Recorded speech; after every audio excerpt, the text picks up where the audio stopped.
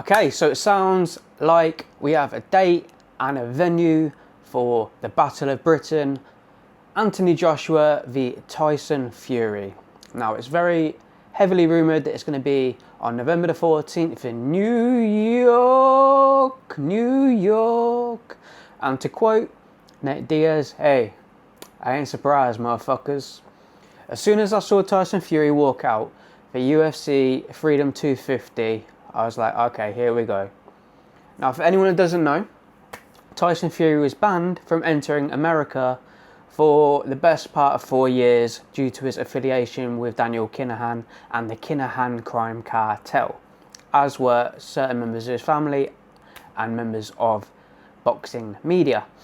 So, to go through all the hoops to get him into the country, I knew it wasn't just for a 5-minute walkout at a UFC event. At that point, I thought, okay, the fight's going to America. Now, I've heard other boxing YouTubers say that it's very bad for AJ to go to Madison Square Garden because he's been knocked out there. And that is true. He was knocked out by Andy Ruiz. Unfortunately, he's also been knocked out at Wembley by Daniel Dubois, and it was worse. So, in this video, I'm going to break down the fight and give you my official early prediction. Now, I don't think I need to introduce these two fighters to anybody. They're very well known. Tyson Fury, especially in the last few years, has had a complete and utter resurgence. Not so much of his career, but his public image. So before the Vladimir Klitschko fight, he didn't sell tickets. He wasn't the most liked fighter in the world. He said things on Twitter because of his Christianity that were homophobic, among other things, that caused a big stir.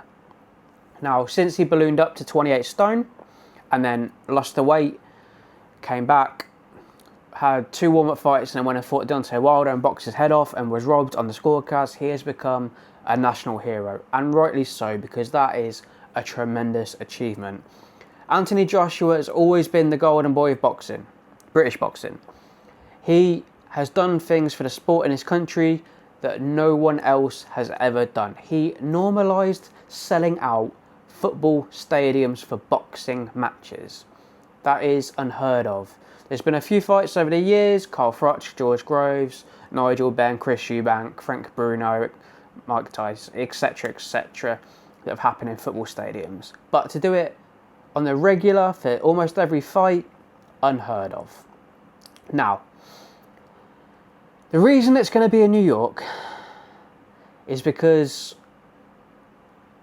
Netflix are the ones putting the event on. And Netflix, their biggest customer base is in America. So they want the American audience.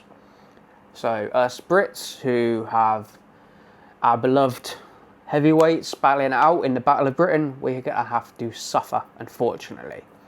It will be on the East Coast, where the time difference isn't as bad. There's a 3-hour difference time difference between the West Coast and the East Coast, making it a bit better for English fans. However, it will still require staying up till 4 o'clock in the morning to watch the fight. Now, Netflix have put on 3 boxing fights so far. The first being Mike Tyson v the legend that is Jake Paul. And that drew a staggering 108 million views, which is phenomenal. Because of the return of Mike Tyson, many people, he was my favourite fighter growing up. I saw the back end of his career when he wasn't at his best. And to be honest, every time I watched him, he lost. So people sort of my age and older have a nostalgia, and for younger people, it was their first time to ever see the baddest man on the planet, Mike Tyson, fight.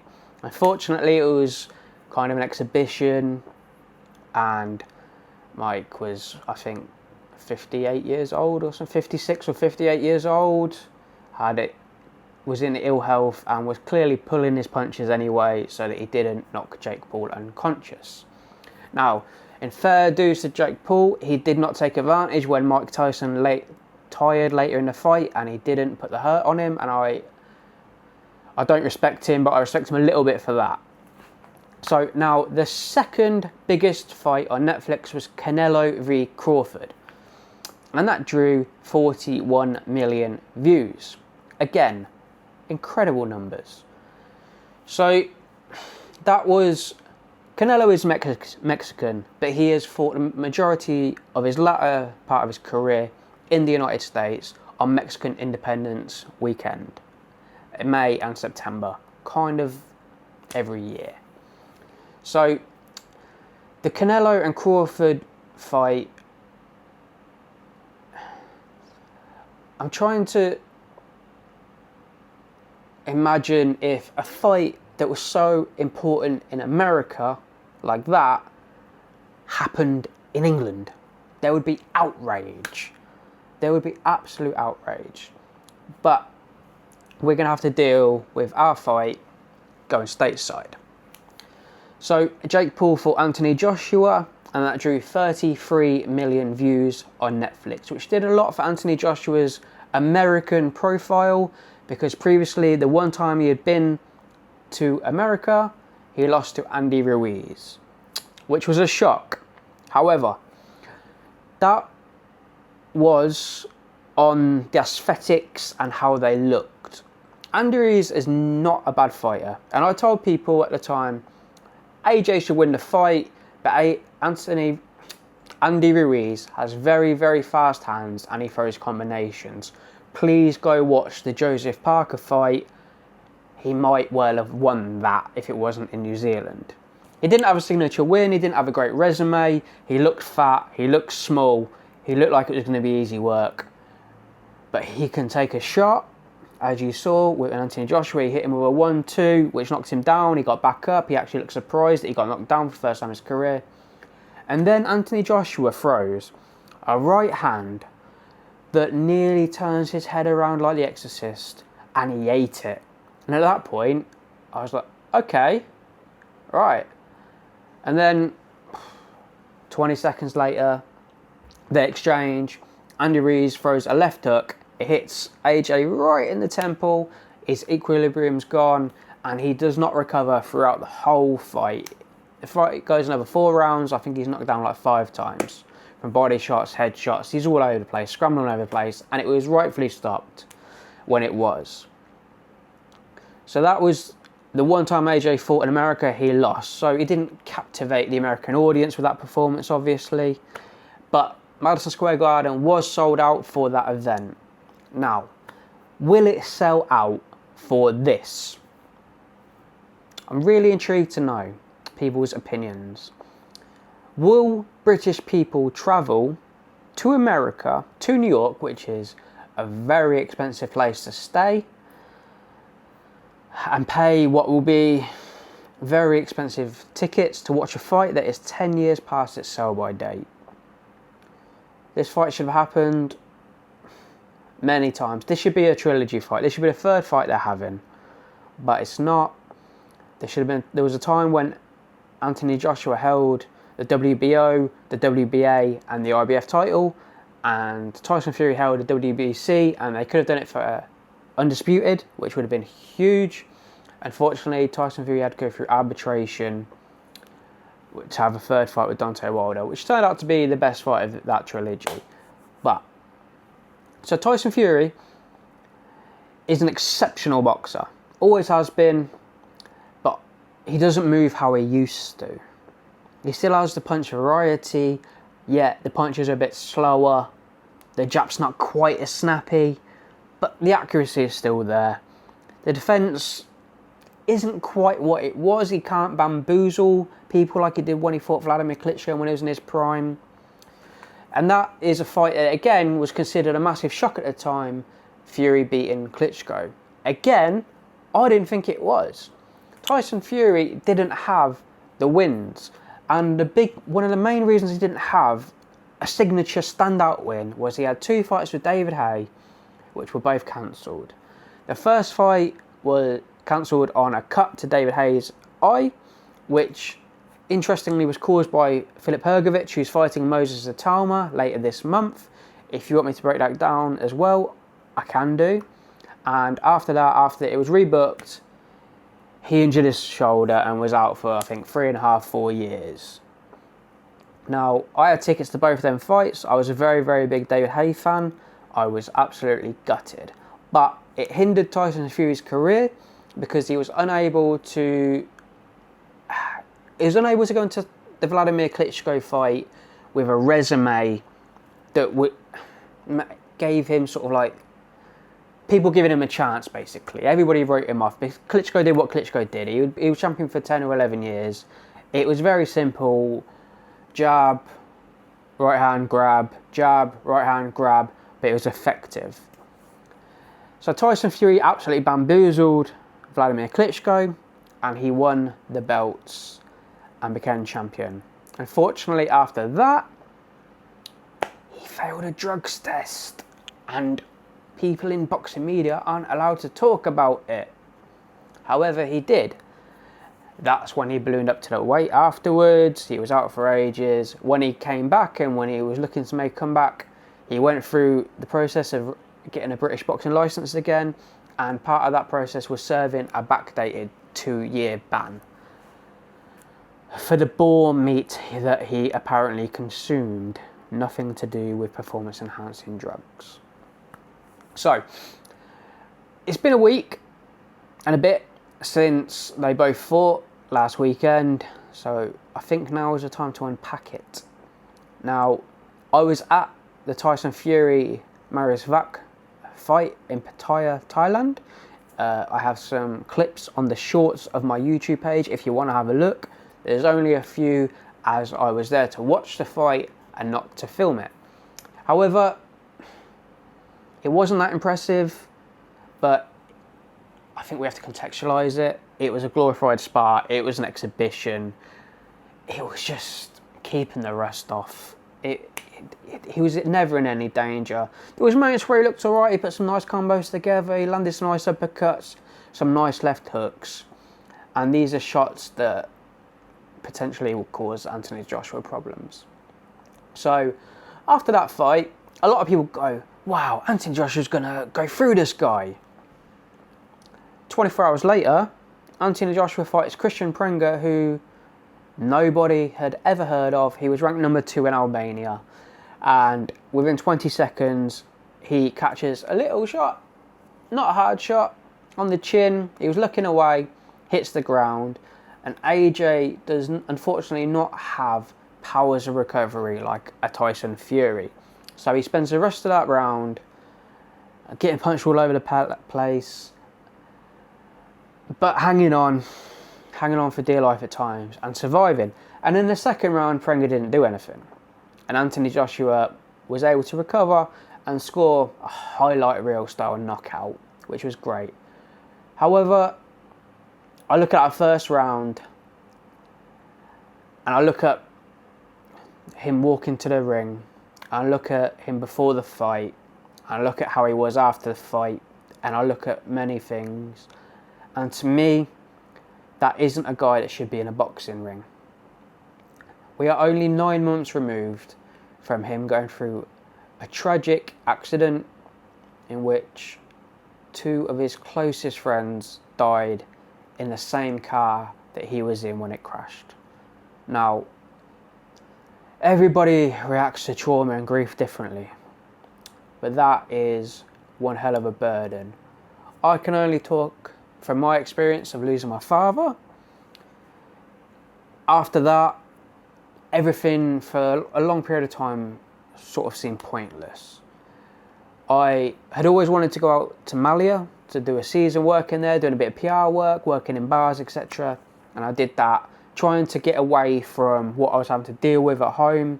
Unfortunately, I just had this mental block where I couldn't enjoy anything, and I felt like I just didn't want to be there. I couldn't be there. So I ended up coming back home. And then I went to university, and again, that was a struggle. Eventually, I graduated with my criminology degree.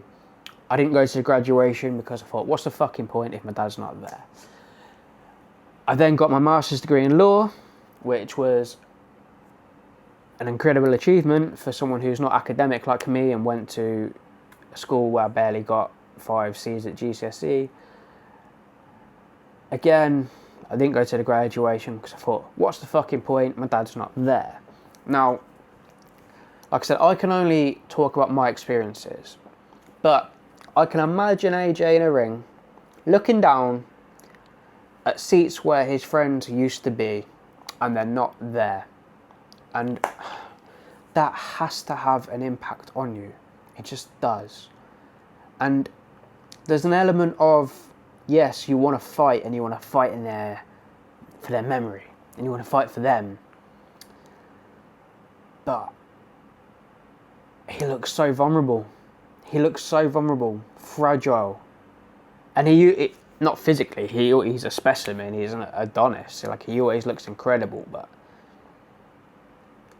not good signs. And if we look at the last few years of Anthony Joshua's career since the Usyk fight. Now, when he fought Usyk, Eddie Hearn will try and rewrite history and tell you Anthony Joshua was like some massive underdog there. He wasn't. Everybody was writing Usyk off because of the size. I told as many people as, well, whoever asked me, I said, I think Usyk wins this fight because he is better everywhere than Anthony Joshua except size. A bit like what I said about Terence Crawford v Canelo. But then you start to watch previews, you start to listen to other people, you start to listen to people's predictions, and I was like, okay, size really could make a difference here. If he can back Usyk onto the ropes and unload on him, yeah, obviously he can knock him out. Unfortunately, he didn't do that. He tried to have a boxing match with a master boxer, Olympic gold medalist, one of the best boxers to ever grace the sport, truthfully. A guy who can set traps, a guy whose footwork just hits you from angles. Like, he must be so mentally draining. You saw in the 12th round, Anthony Joshua looked so drained. I don't think he was hurt at any point, but he didn't look like he wanted to be there because of the mental aspect. He just looked drained.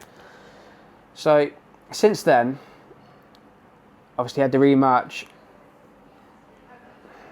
kind of went the same. People said it was closer. Maybe he won another round. It wasn't close. He had one good round where you could say Anthony Joshua won that round. And since then, he has fought a who's who of boxing. He has fought Jermaine Franklin, who no one had heard of, and he's turned out to be very tough, but very limited. And it went 12 rounds, and it was a bit of a snooze fest. After that, he fought Robert Helenius. It was supposed to be Dylan White, but Dylan White failed a drugs test. And in that fight, was at the O2, I went to it. For 6 rounds, he didn't do anything. He didn't commit to a shot. People started booing. There was a lot of booing in the crowd. And in the 7th, Helenius up against the ropes, and AJ unleashes a right hand and knocks him out. And that's what should have happened, especially to someone of Helenius' ability who took the fight on short notice. It should have happened earlier. After that, he fought Otto Wallin. Again, I was there in Saudi Arabia because it was the night they had Deontay Wilder and Anthony Joshua fighting on the same card, trying to set up the fight between the two. And in that fight, he looked very good. He looked good. He was committing to punches again. And the reason for that is because he had sparred Otto Wallin many times. So he knew what he was in there against. He felt no fear. He thought, I've got everything over this guy. Size, strength, speed, ability, punch and power. And he was able to force Otto Wallin to retire, I think it was in the 5th round. So after that, he fought Francis Ngannou, who, for anyone who's not familiar with, if you're not an MMA fan, was the UFC heavyweight champion of the world and one of the best heavyweights in mixed martial arts history. Now, he's not a boxer, obviously, but he had the fight with Tyson Fury, where Tyson Fury got off the couch and they had a very, very close fight. I actually thought Francis Ngannou won it. I thought it was 5 rounds apiece and Ngannou had the knockdown. However, they gave the decision to Tyson Fury. Now, Francis Ngannou shaped up quite well. He wasn't bad, but he left a big gap between his stance, which Anthony Joshua rightly took advantage of, as an elite heavyweight should. But although he's an MMA fighter, and this is a boxing match, you can't undersell the knockout, because an MMA fighter, Francis Ngannou, had never been hurt in MMA. He'd never been knocked down, never been knocked out or anything like that. A sport where elbows are legal, head kicks are legal, knees are legal. You can hit people, grounded opponents. So it was still impressive. Unfortunately, Eddie Hearn then comes out and says, "Oh, this is the baddest man on the planet, and any heavyweight can get it." So they make the Daniel Dubois fight for Wembley in September 2024. I know that because it was on my sister's wedding day, and I wasn't able to go because my sister decided to get married on that day. Now, there had always been a rumour floating around that when Daniel Dubois was a young fighter, an amateur in fact, that he had floored Anthony Joshua in sparring. And sparring rumours happen from time to time, people never confirm them. It doesn't really matter, it's sparring. But the way Anthony Joshua walked out to that fight looked like a lamb walking to the slaughter. He looked terrified. Now, Dubois started very, very fast, and once he caught AJ with a shot and knocked him down, AJ didn't recover. And you're going to get people like Tony Bell, you say, "Oh, AJ's got a rock solid chin." Watch that fight. Just watch that fight. He doesn't. He's got a lot of heart. He always gets up. He puts everything into a fight. He would never quit on himself. But he gets absolutely starched. Now, after that, he fought Jake Paul. And he looked awful. Partly because Jake Paul turned into Forrest Gump and started running around the ring, doing laps and laps and laps and laps. But you would still expect someone of Anthony Joshua's calibre to cut off the ring and put him away. Ultimately, he did in the 6th round, but it really shouldn't have taken 6 rounds. He didn't look good that fight. He missed a lot. And then the tragic events that unfolded in Nigeria with his friends losing their life, and it's horrific. And I can't imagine what it's like to go through that, and how he's dealt with it, and how he has to continue to deal with it, because unfortunately they say time is a healer. It's not. You don't heal, you just learn to adapt. And yeah, so we go now, we move on, and we get to... So now we get to the big fight. The biggest fight in British boxing history. Anthony Joshua versus Tyson Fury.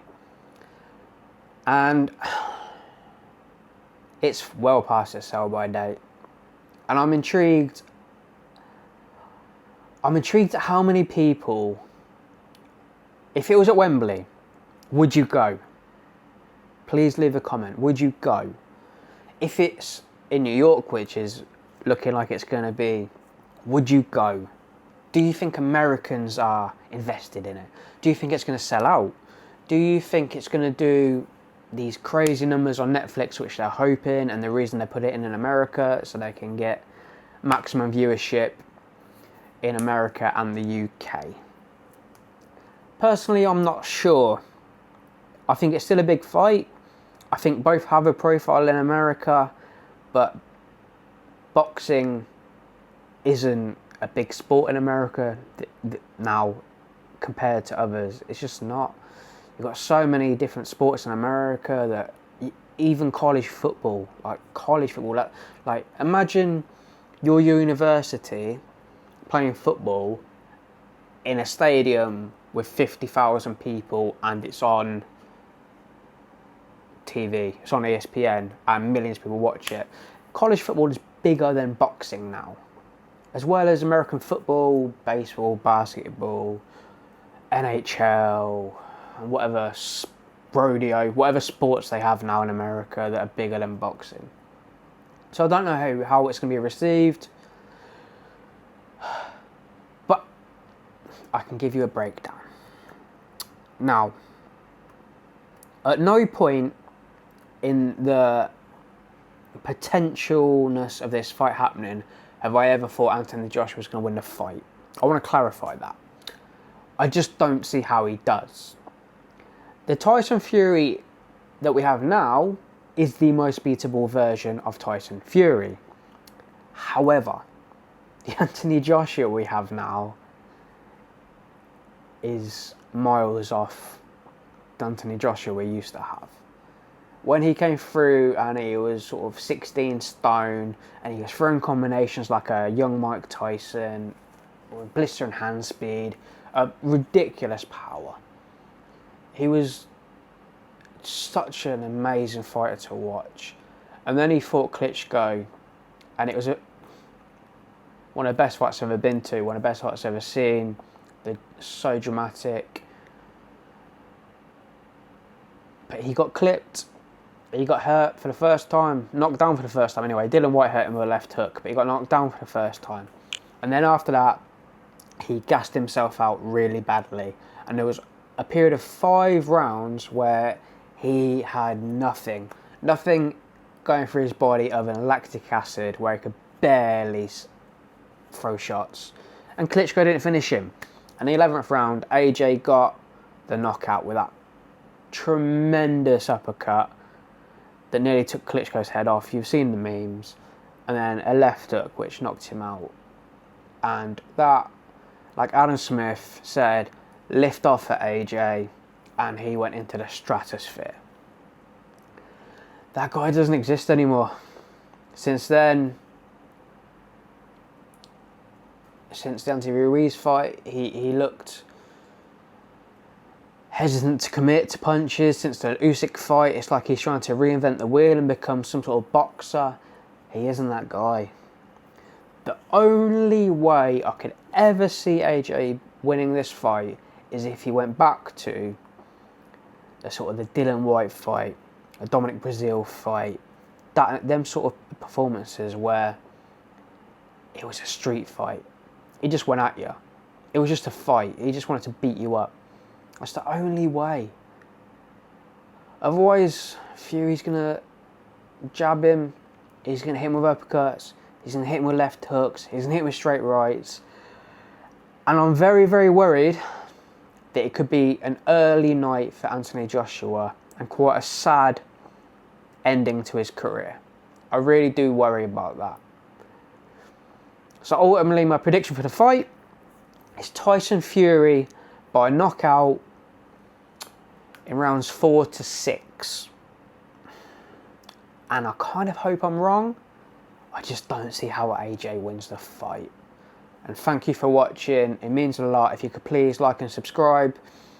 I want to get to the point where I can do live streaming on YouTube. I'm going to America for the Ryan Garcia Conor Benn fight. I'd like to be able to record content out there so people can see what it's like to be at an event, be backstage, be in the arena, see the atmosphere, see the view from the seat, be in and around a boxing, because not everybody gets to go. And I'll also be at UFC 331, and I would like to do the same.